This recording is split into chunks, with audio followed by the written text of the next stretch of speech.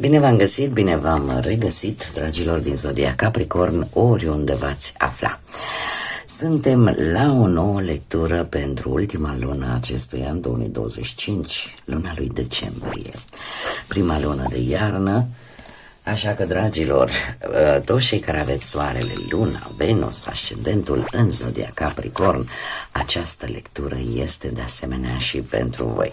Ca de fiecare dată, nu trebuie să uitați un lucru important, este totuși o lectură generală, colectivă, așa că vă rog să luați decât ceea ce rezonează cu voi, iar restul lăsați-le să zboare în univers, pentru că sigur sunt pentru alte energii care într-o mai mică sau mai mare măsură au o legătură cu Zodia Capricorn.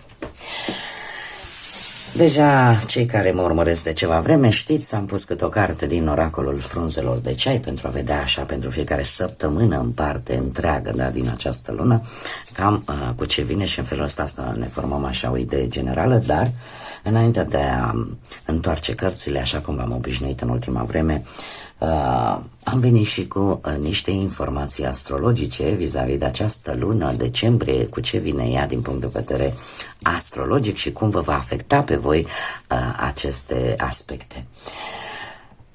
Trebuie să începem cu luna plină.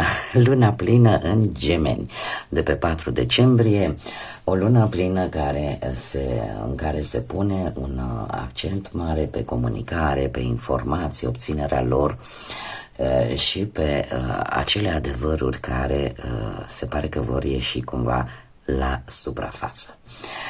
Desigur, nu trebuie să uităm faptul că avem și o lună nouă pe 20 decembrie, o lună nouă în Săgetător care vine cu noi intenții legate de călătorii, de credințe, de învățare, de expansiune, da? Și, bineînțeles, soarele intră în zodia voastră, dragilor, chiar pe 21 decembrie, când se inaugurează solstițiul de iarnă. E un moment de trecere la energia voastră cardinală și unde structura, planurile pe termen lung, strategia, mai ales pentru voi, vor fi la cote maxime. De asemenea, nu trebuie să uităm faptul că Mercur a fost retrograd și va mai fi până pe 11 decembrie, lucru care va prelungi probabil pentru mulți dintre voi și dintre noi, eu deja am experimentat acest lucru. Un Mercur retrograd nu este tocmai bun. De ce? Pentru că comunicarea este mai dificilă, există, vorbim una, ne înțelegem separat, chiar și când e vorba de a face călătorii sau de a planifica anumite lucruri, parcă nu ies, sau parcă nu există idei, o lipsă de idei, o lipsă de creativitate. Toate aceste lucruri sau influența acestei retrogradări a lui Mercur va mai dura un pic până pe la jumătatea lui decembrie, după care intră în sfârșit în mers direct, chiar în zodia Săgetătorului, ceea ce în sfârșit putem să respirăm ușurați și comunicarea se îmbunătățește, este mult mai deschisă, apar idei mult mai bune, apare optimism, apar planurile de viitor, apar călătoriile, da? Și apare acea gândire pe termen lung, exact ce vă place. De asemenea, mai avem parte și de un Marte în zodia voastră.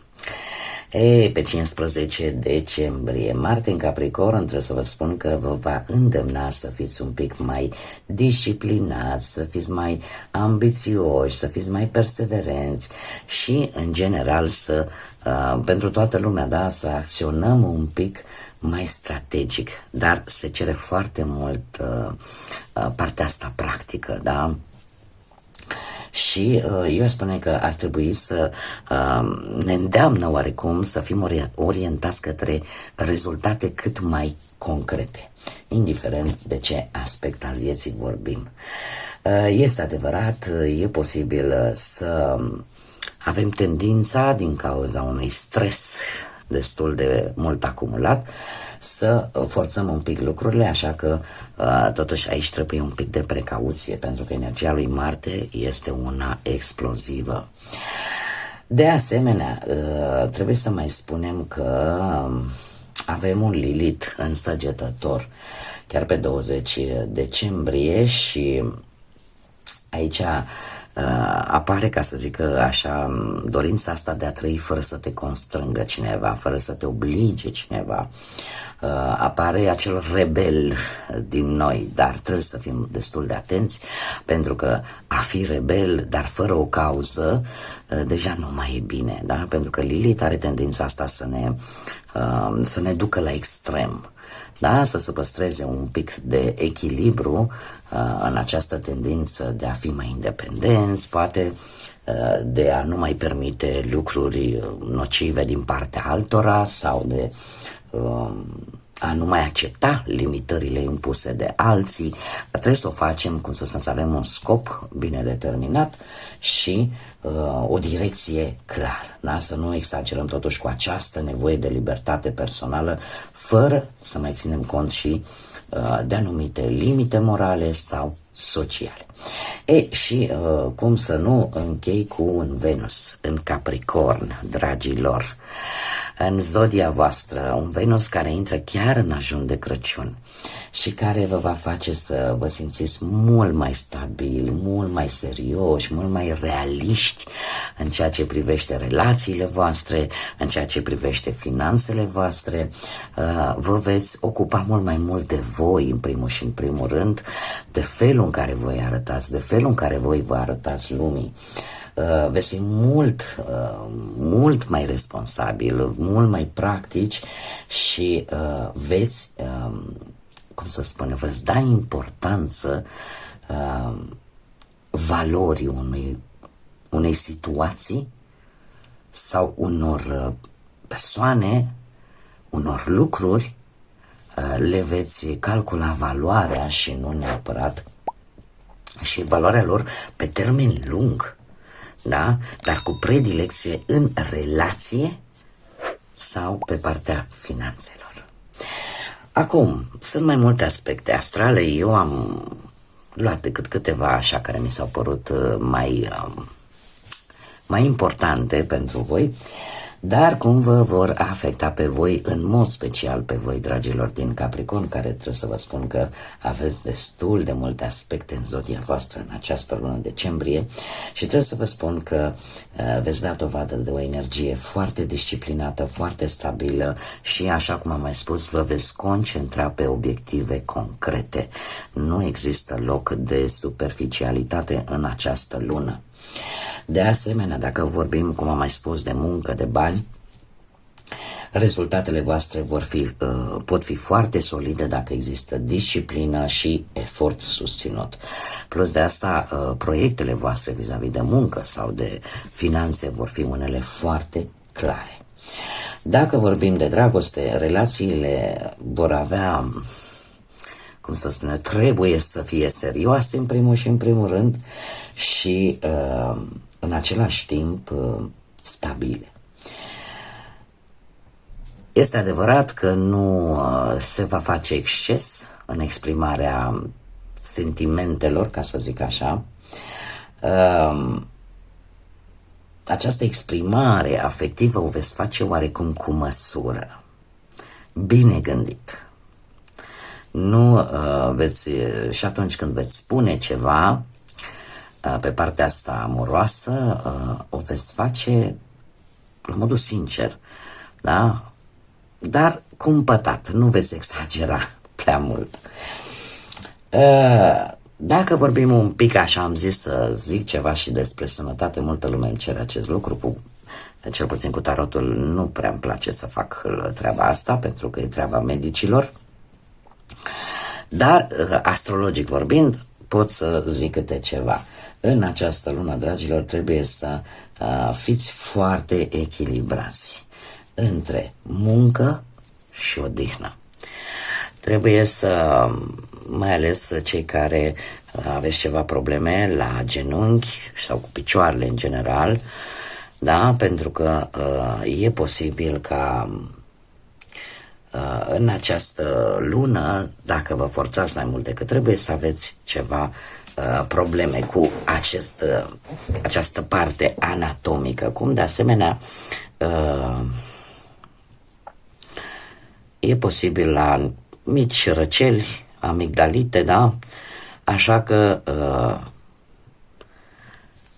trebuie să echilibrați, da? Muncă și odihnă. Și acum putem să trecem la cărțile noastre, da? Și să vedem prima săptămână din decembrie pentru voi, dragilor, vine cu Laleaua. Se pare că ori descoperiți o nouă pasiune, o mare pasiune, din toate punctele de vedere. Plecând de la anumite hobby-uri, lucruri care vă place să le faceți pur și simplu din plăcere, sau plecând chiar poate de la o relație pasională, de ce nu? Avem a doua săptămână cu Halba, care ne vorbește de o celebrare, de distracție, de bucurie, motiv de celebrare posibil, da? În a doua săptămână și avem s-a umplut paharul. În săptămâna a treia avem o perioadă ușoară de frustrare în care anumite lecții trebuie să le învățați, care anumite lucruri, anumite situații posibil să dea un pic pe din afară și să vă oblige, vreți, nu vreți, să învățați o anumită lecție. De ce? Pentru că și în a patra săptămână avem o tentație care pe voi vă va testa o anumită parte din voi. Poate că vă va testa, nu știu, inteligența, înțelepciunea, acțiunea, da? Dar este clar că e vorba de o lecție pe care voi va trebui să o învățați în această lună. Haideți să vedem care este energia generală pentru dragii mei din Capricorn în luna lui decembrie. Energia generală. Opa. Și avem o lună albastră. Luna albastră care îmi spune că pe cât este de rară și de magică această lună, ea aduce șanse neașteptate și poate aduce pentru unii dintre voi o a doua șansă chiar. Binecuvântări ascunse din partea Universului. Dragilor, veți avea parte de lucruri la care nu v-ați aștepta, probabil, așa cum bine am văzut. Sunt lucruri care poate se întâmplă o dată în viață, așa cum ni se vorbește de o a doua șansă vis-a-vis de o anumită situație, de o anumită relație, indiferent de ce aspect al vieții vorbim, dar este ca o binecuvântare ascunsă a Universului, a divinității, care vine peste voi în această lună decembrie, o lună atât de magică și atât de surprinzătoare. Și pentru voi cu atât mai mult.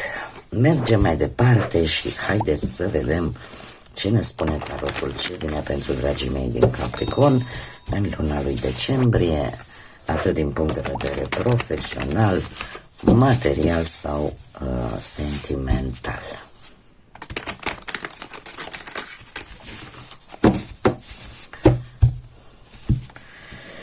Ia să vedem.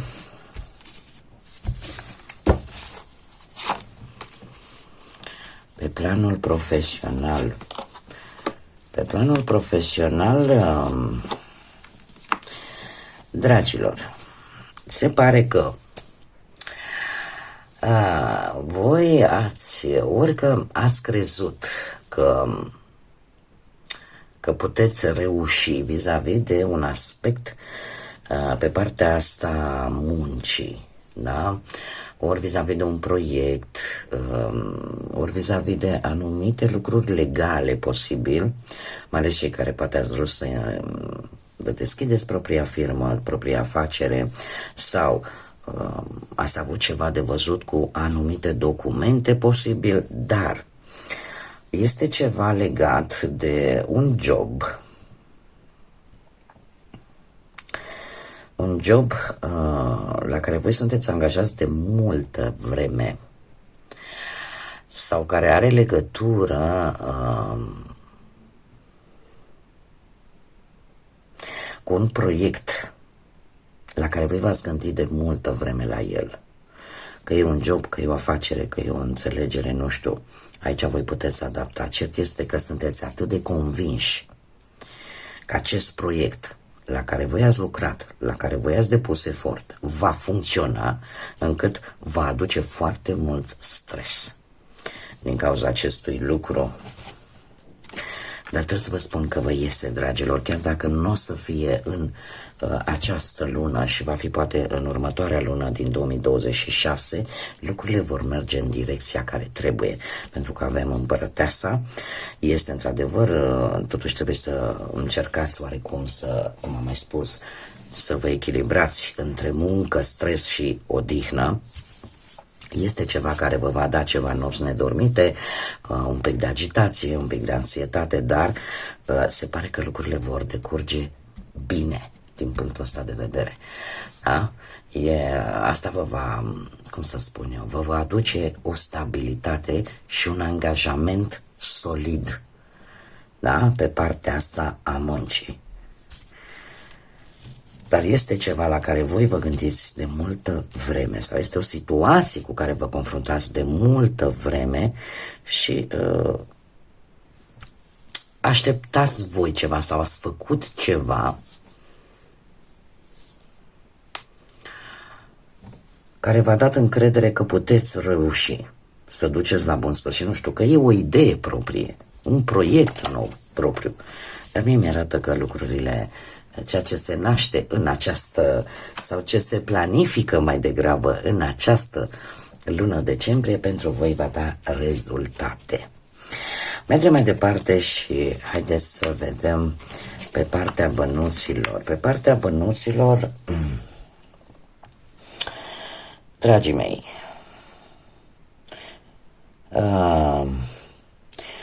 am în 7. Pe partea bănuților e posibil ori să primiți anumite sume de bani la un proiect în care voi ați investit de ceva vreme. Da? Avem un paj de monede care îmi spune că tocmai faptul că voi sunteți practici, disciplinați, muncitori, da? Și trebuie să vă spun că finanțele voastre sunt destul de realiste, destul de solide și e posibil ca ceea ce voi ați investit cu ceva timp în urmă să primiți și rezultatul. Un rezultat care cu acest 6 de bâte îmi spune că va fi unul nu că bun, foarte bun. Așa că din punct de vedere financiar veți sta foarte bine în această lună decembrie. 6 de bâte vine cu ceva triumfător, ceva care îți va aduce o siguranță extraordinară și care te va face să te simți bine în pielea ta. Da? Sunt niște bani pe care tu îi primești în urma unui efort pe care l-ai făcut sau în ceva în care tu ai investit. Și rezultatul se pare că este pe drum. Este un proiect la care, în primul și în primul rând, voi ați fost foarte realiști. Da? Și acest proiect are o bază solidă, care va duce la o reușită. Așa că de bani nu veți duce lipsă. Haideți să vedem pe partea relațională, sentimentală. Pe partea relației, aș spune că, uite, avem deja 2 arcane majore, da? Avem judecata, avem moderația și un 7 de monede. Dragilor, urmă o să zic că zodiile, sper să nu uit. Deci, începem așa, cu moderația. Moderația îmi vorbește tare mult de, cum să zic eu, să vezi exact ce ai, cu ce ai, și să rezolvi anumite situații, poate de pereche, dar sunteți mult mai emotivi, mult mai sensibili în această lună. Într-adevăr, încercați să aveți un echilibru emoțional, sunteți mult mai comunicativi, cumva parcă nici încăpățânați așa tare nu o să mai fiți, vreți să cooperați, sunteți mai grijulii, da? Totuși, cu 7 ăsta de monede aici, aș spune că veți evalua foarte bine progresul, mai ales în relația voastră. Unii dintre voi, tocmai pentru că poate această sensibilitate, această dorință de a fi lângă cel drag, toate aceste lucruri te vor face să vezi, domne, s-a compromis celălalt pe termen lung vis-a-vis de mine? Da? Sau pur și simplu simți nevoia de a evalua propriul tău efort, dacă se merită să mai investești sau nu. Ceea ce judecata se pare că îmi vine și îmi răspunde la această întrebare. De ce? Pentru că ceva ce a murit e posibil să renască. Poate o relație pe care voi o considerați un pic terminată, e posibil să reapară în viața voastră, în urma chiar poate a unui apel telefonic, al unui mail, da? Sau chiar al unui mesaj. Deci sunt șanse pentru unii dintre voi de o reconciliere. Da? O reconciliere prin medii de comunicare. De asemenea, pot apărea a te ierta pe tine, a ierta pe alții, cumva posibil să afli că o anumită vină pe care tu poate ți-o făceai vis-a-vis de tine e pe punctul de a se vindeca, de a se elucida, da? Sau poate descoperi că altcineva totuși își poate, cum să zic eu, demonstra nevinovăția vis-a-vis de tine și pe planul ăsta sentimental, sau sunt, cum să spun eu, treci cu vederea peste o situație în care cineva ți-a greșit, da? Ți-a greșit și totuși apare această stare de reconciliere. Acum, clar, nu pentru toată lumea și tare mult m-aș bucura să nu mai luați strict la nivel personal, chiar dacă vă regăsiți până la un anumit punct. Am văzut foarte multe mesaje în care sunteți chiar unii dintre voi contrariați, dar eu nu mai vreau, dar eu nu mai pot, dar eu nu mai... Da, eu vă înțeleg și respect toate aceste lucruri, doar că mie asta mi-arată cărțile, da? Și ceea ce mie mi-arată, eu asta vă spun. Și știți cum e? Era o vorbă shakespeariană care spunea să nu spui niciodată, niciodată. Așa că, dragilor, așa cum am mai spus, voi într-adevăr veți fi destul de echilibrați, nu veți fi, cel puțin pe partea asta relațională, da? Veți evita pe cât posibil scandalurile, tensiunile, conflictele, da? Pentru că sunteți un pic, să zicem așa, mai sensibili în această lună pe partea emoțională și, într-adevăr, apare o reevaluare a unor relații, să vedeți dacă se ajunge la o reconciliere sau nu. Asta depinde de fiecare dintre voi, dar șansa, într-adevăr, a unei reconcilieri vine în viața voastră. Haideți să vedem și pentru cei singurei. Cei singurei, avem aici foarte mult. Dragilor, haideți să facem așa. E posibil ca unii dintre voi, tocmai pentru simplu fapt că sunteți mai emotivi, că sunteți mai înclinați să faceți bine, să, cum să zic eu, sunteți poate mult mai atenți, poate pe familie, da, încercați oarecum să vă canalizați toată energia pe ceea ce vă este drag, inclusiv pe voi, da? De ce spun acest lucru? Se vor întâmpla situații care nu vor fi tocmai plăcute cu acest 10 de spade și un paș de spade. Nu știu dacă în acest moment aveți de-a face cu zodii de aer, Gemeni, Balanță sau Vărsător. Cert este că cei care aveți un ascendent poate într-o zodie de apă, Rac, Pești sau Scorpion, cu atât mai mult aceste aspecte pe care tocmai o să vi le prezint. Ce înseamnă asta? Că veți avea parte de o dezamăgire profundă într-un interval foarte scurt de timp, în care pur și simplu vei simți nevoia să te eliberezi de orice gând de vinovăție vis-a-vis de o relație care s-a terminat recent, posibil.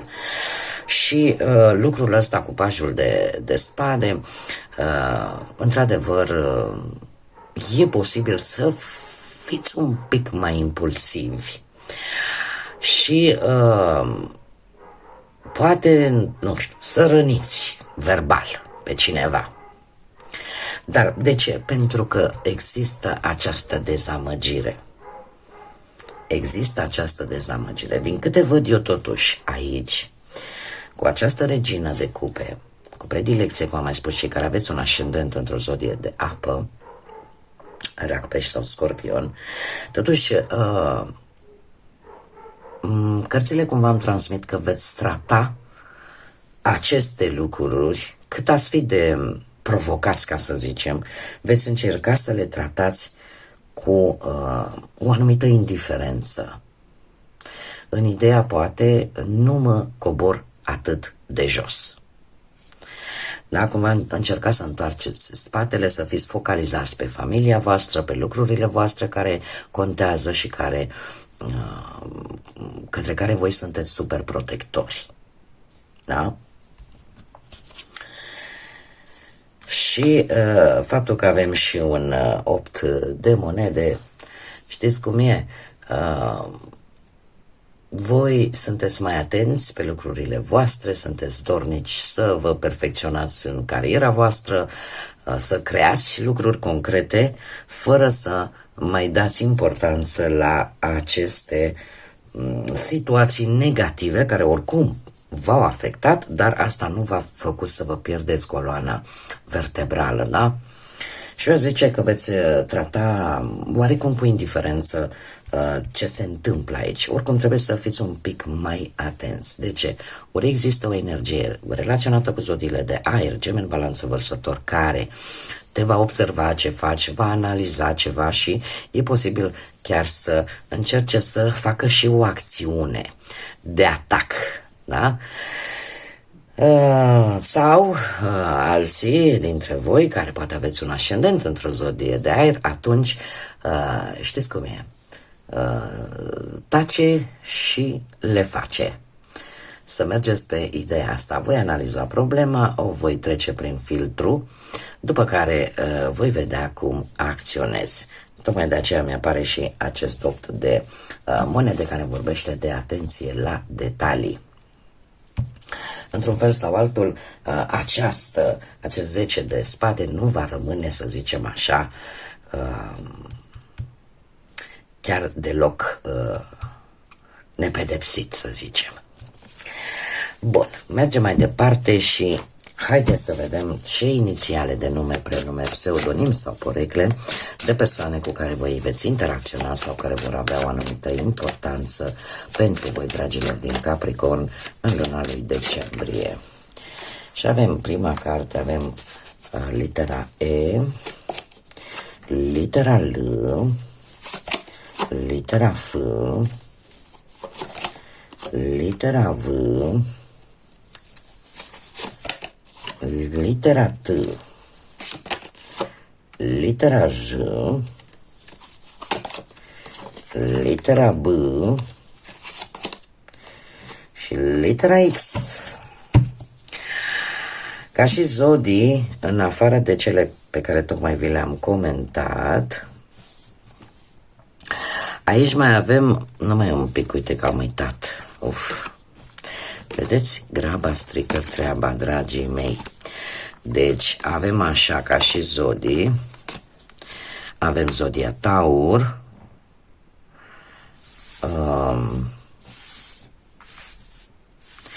Avem zodii de pământ, Aur, Fecioară, Capricorn. Avem de asemenea zodii de aer, așa cum am mai spus, Gemenie, Balanță, Vărsător. Avem Săgetător, zodii de apă, Rac, Pești, Scorpion. Haideți să punem cărțile înapoi. Se mai întâmplă. Bun. Deci, în afară de ce v-am spus, aș zice că ar predomina zodiile într-adevăr de aer, Gemeni, Balanță, Vărsător, și cele de apă, Rac, Pești, Scorpion. Haideți să vedem acum și ce mesaj important am pentru voi, dragilor, din Capricorn, pentru luna decembrie. Un mesaj, o propunere. Ia uite ce frumos! Și avem numărul 27 sau numărul 9, care poate să însemne ceva pentru voi. Acum, ca să dezvolt un pic, numărul 9 este guvernat de Neptun și Pluton, este un număr feminin, yin, și care ne vorbește de arhetipul ghidului, da? Al maestrului, de acea dragoste pentru umanitate, acea dăruire și acea vocație de a-i deservi pe ceilalți, de o cauză umanitară. Poate că unii dintre voi veți face acest lucru în această lună, vă implicați așa. Este o lună a bunătății, a, cum să spune, compasiunii, a empatiei față de ceilalți. Dar în același timp, poate să aibă sau nu legătură cu un eveniment caritabil posibil și cu o propunere ori de afaceri, ori romantică. Da? Este o șansă importantă pentru voi, ori în a fi ceruți în căsătorie, dacă nu sunteți deja căsătoriți, sau în a încheia o afacere foarte bună, probabil la un eveniment social. Da? Așa că nu e rău deloc. Bun, dragilor, cam atât am avut pentru voi în această lună decembrie. Noi oricum o să ne mai vedem pe parcursul lunii decembrie la lecturile săptămânale și la multe alte surprize pe care eu vi le-am pregătit.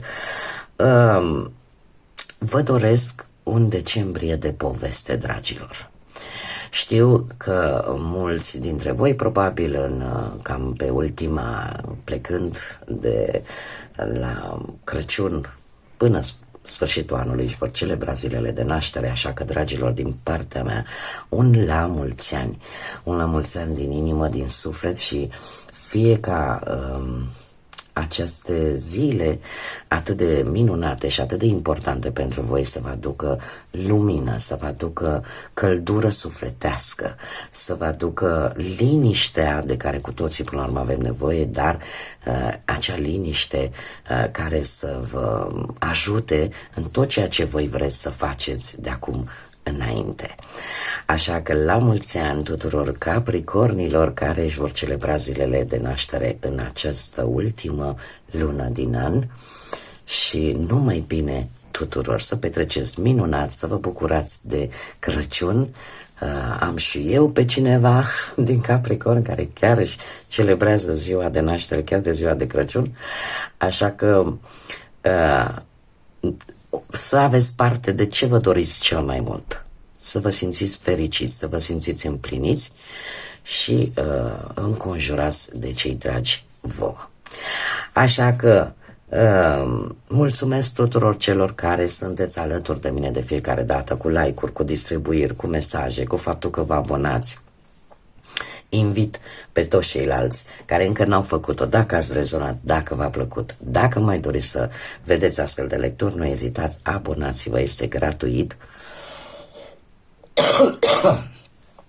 Cum de asemenea și nu uitați de clopoțel, activați-l, pentru că el vă va înștiința când eu fac lecturi noi. Până data viitoare, tot binele din lume, multă energie pozitivă și, desigur, să fiți iubiți, dragilor!